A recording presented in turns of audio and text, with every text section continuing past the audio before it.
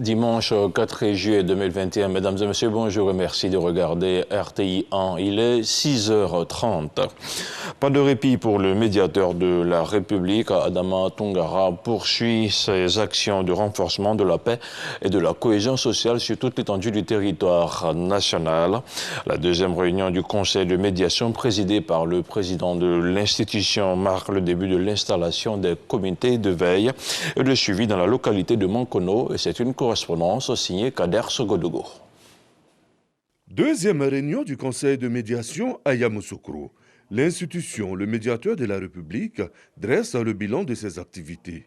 On retiendra une élection présidentielle d'octobre 2020 mouvementée par endroits. Le médiateur de la République a été présent pour amener la paix et la cohésion sociale. L'élection des députés qui a suivi atteste bien le retour d'un climat apaisé. La recherche de la cohésion sociale en Côte d'Ivoire doit demeurer une quête perpétuelle. Nous avions constaté que partout où nous avons mis en place des comités de veille, il n'y avait pas eu de remous politiques ou sociaux importants. Dans les départements, nous avons mis en place des comités de veille.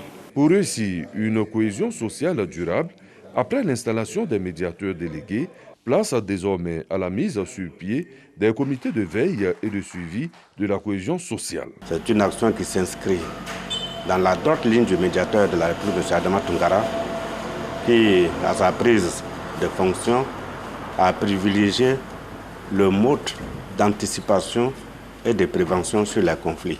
Une médiation proactive, une médiation de proximité. Celui de Mankono fonctionne désormais. C'est pour faire un appui, sinon on l'est toujours.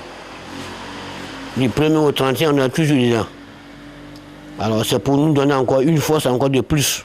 Les missions assignées au comité de veille sont claires. Évaluer de manière périodique la situation de la cohésion sociale dans les départements, organiser le dialogue communautaire en vue de prévenir et régler les conflits, sensibiliser les communautés à la cohabitation pacifique et au respect de la différence, informer les médiateurs délégués de toute situation susceptible de troubler la paix et la cohésion sociale. Hors de chez nous, le président sénégalais Macky Sall a reçu en audience vendredi dernier la ministre de l'Éducation nationale et de l'alphabétisation. Mariatou Kone conduit au Sénégal, dans le pays de la Teranga, une mission d'imprégnation du système éducatif, une mission qui vise, en apprenant du système et les forces du système, à rendre performante l'éducation nationale de Côte d'Ivoire. Envoyé spécial à Dakar, Hervé Blé. Une fin de mission au Sénégal marquée par une audience avec le président Macky Sall. C'est au palais de la présidence qu'ont été reçus Mariatou Kone, la ministre de l'Éducation nationale et de l'alphabétisation, les membres de la mission d'imprégnation de l'école sénégalaise et l'ambassadeur de Côte d'Ivoire au Sénégal, le général Touré Sékou. Audience en présence du ministre de l'Éducation nationale du Sénégal, Mamadou Talla.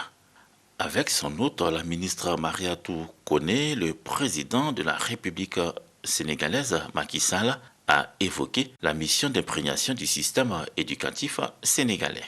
Nous avons passé une semaine sur le territoire sénégalais pour nous imprégner de l'expérience et des bonnes pratiques du Sénégal. Et au terme de cette visite, nous avons beaucoup appris. C'est le premier pays que nous visitons et c'est une bonne manière de renforcer la coopération sud-sud. Nous n'avons pas besoin d'aller loin pour avoir un modèle. Les états généraux de l'éducation nationale en Côte d'Ivoire sont prévus à partir du 19 juillet. Ces consultations générales, qui devraient durer au moins 6 mois, visent à consolider les acquis, à améliorer la performance du système éducatif pour en faire une école de qualité. Le ministère de la Jeunesse et un groupe algérien viennent de signer une convention. Elle va permettre à une vingtaine de jeunes de bénéficier d'une formation, des jeunes qui pourront intégrer à terme l'une des filiales du groupe dans 16 pays du monde. On en parle avec Eugène Atoubé. Une première signature et une seconde. Portée de cet acte, l'opportunité de formation et d'emploi pour des jeunes de Côte d'Ivoire. La Côte d'Ivoire et le groupe algérien Condor Academy formalisent ainsi un programme de formation de jeunes, d'échange d'étudiants et d'enseignants dans le domaine de l'électronique. Cet accord entre les parties ivoiriennes et algériennes permettra également à ce groupe une forte présence sur le territoire national et à terme, la formation de 20 jeunes Ivoiriens en Algérie dans un partenariat gagnant-gagnant. La stratégie de l'État algérien, c'est d'aller de l'avant pour des relations intra-africaines et des échanges intra-africains. La Côte d'Ivoire s'est présentée comme une belle opportunité pour un échange win-win. La question de l'insertion professionnelle des jeunes est au cœur donc, des priorités du gouvernement. Donc, nous saluons, au-delà de la coopération sud-sud, donc cette initiative donc, de l'entreprise Condor, qui non seulement fait confiance à notre pays en venant investir ici en Côte d'Ivoire, mais qui mieux décide de donner une opportunité donc, à des jeunes Ivoiriens d'être des main-d'œuvre qualifiées pour travailler donc, dans le secteur pour lequel ils seront formés. Ces 20 jeunes seront totalement pris en charge par le groupe algérien lors de leur formation dans ce pays. Ils seront insérés dans les entreprises spécialisées dans la distribution et la commercialisation, partenaires du groupe Condor. Ce groupe, qui compte parmi les plus grandes entreprises en Algérie, est présent dans 16 pays à travers le monde. L'Institut des sciences et techniques de la communication, ISTC, a abrité vendredi dernier la 18e édition de la journée du communicateur avec en prime la 8e édition de la journée du forum de renforcement des capacités. Le thème retenu pour cette année 2021 est ISTC Polytechnique, sémence d'entreprise. Ces journées scientifiques serviront de cadre de présentation des travaux pratiques, des travaux réalisés par des étudiants en fin de cycle. Noël Dagnogo avec le commentaire de Jean-Marc Yadji. Des pensionnaires de l'ISTC Polytechnique en pleine démonstration de leur savoir-faire sous le regard des enseignants de l'école et de professionnels de la communication et des médias. Ces étudiants en fin de cycle de licence et de master présentent les résultats de leur pratique professionnelle.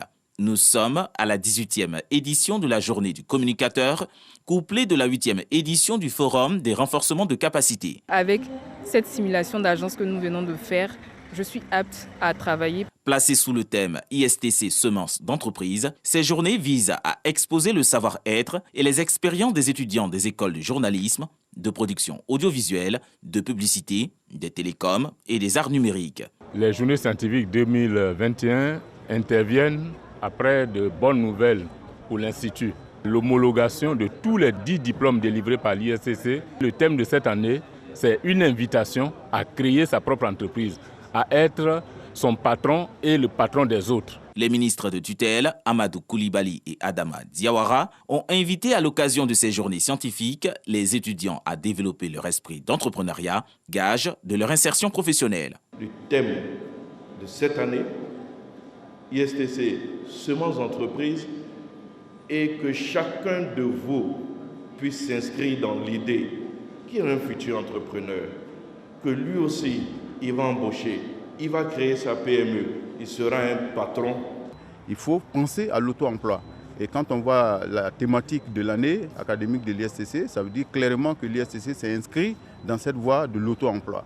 Les journées scientifiques 2021 de l'Institut des sciences et techniques de la communication, ISTC Polytechnique, s'adressent aux 400 auditeurs des formations initiales et continues. Elles se déroulent sur 2 jours.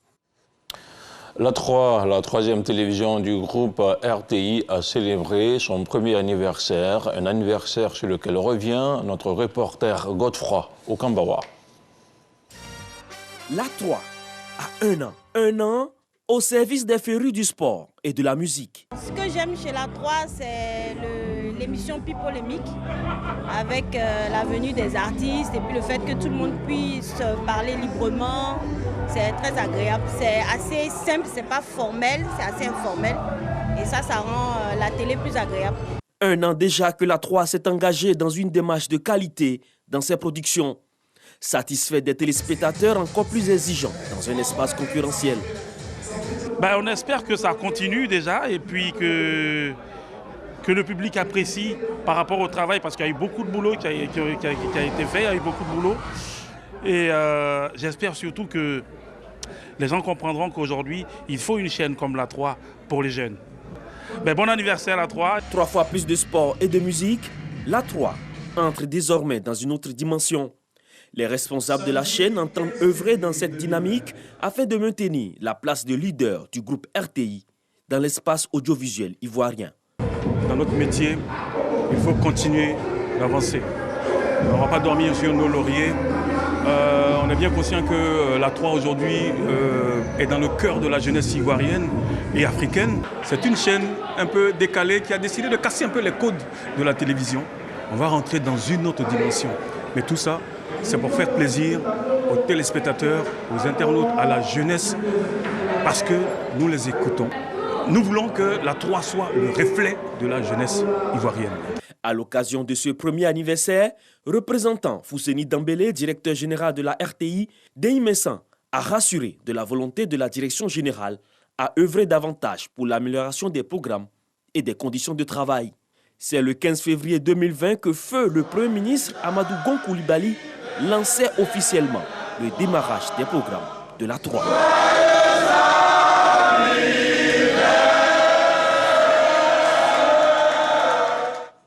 Joyeux anniversaire à la 3. On ouvre à présent la page de l'actualité internationale. En Belgique, une grève de la faim hors norme est observée par une centaine de sans-papiers qui ont cessé de s'alimenter depuis le 23 mai dernier. Originaires pour la plupart du Maghreb, ils veulent être régularisés.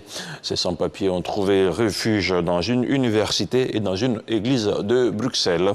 De son côté, le secrétaire d'État à l'asile et à la migration évoque un chantage auquel il ne cédera pas. Sami Madi assure que les éventuelles régularisations seront traitées au cas par cas. Et puis, hier samedi 3 juillet, des centaines de Palestiniens ont appelé à nouveau au départ de Mahmoud Abbas, le président de l'autorité palestinienne. C'était lors d'une nouvelle manifestation à Ramallah, une manifestation pour protester contre la mort du célèbre militant Nizar Bana, qui parlait haut et fort de la corruption du gouvernement battu à mort après avoir été arrêté par l'autorité palestinienne.